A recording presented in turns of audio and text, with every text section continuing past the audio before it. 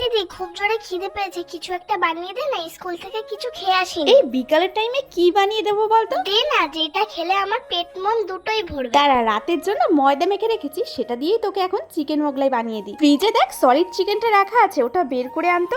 মাংসটা কি আগে রান্না করে নিতে হবে? হ্যাঁ, সব ধরনের মশলা দিয়ে দেখ চিকেনটাকে ভালো করে কষিয়ে নিয়েছি। এবার একটা বাটিতে 3টে ডিম ভেঙে নিলাম। দিদি রে, আমি তো এত খেতে পারবো না। কেন, শুধু তুই কি খাবি? আমরা কি আর খাবো না? ওহো, আমি তো ভাবলাম তুই শুধু আমার জন্যই বানাচ্ছিস। দেখ ডিমটা ভাঙার পর ওই মাংসটার মধ্যে দিয়ে এর মধ্যে দিয়ে দিলাম কুচিয়ে রাখা পেঁয়াজ আর কাঁচা লঙ্কা কুচি, স্বাদ মতো লবণ আর একটু গোলমরিচের গুঁড়োও দিয়েছিলাম। দিদি রে, ময়দাটা কখন মাখালি? রাতে লুচি বানাবো বলে মাখিয়ে রেখেছিলাম, সেখান থেকেই বানিয়ে দিচ্ছি। দেখ এবার এই রুটিটা একদম পাতলা করে বেলে নিয়েছি, তারপরে মাঝখানে পুরটা দিয়ে ঠিক এইভাবে আটকে দিলাম। এবার তো গরম তেলে ভাজার পালা, তাই না?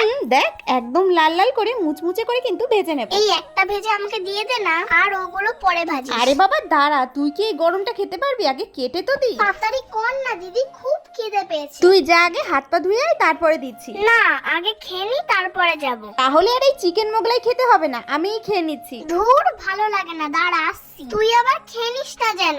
দে এবার, তাড়াতাড়ি খেয়ে নি।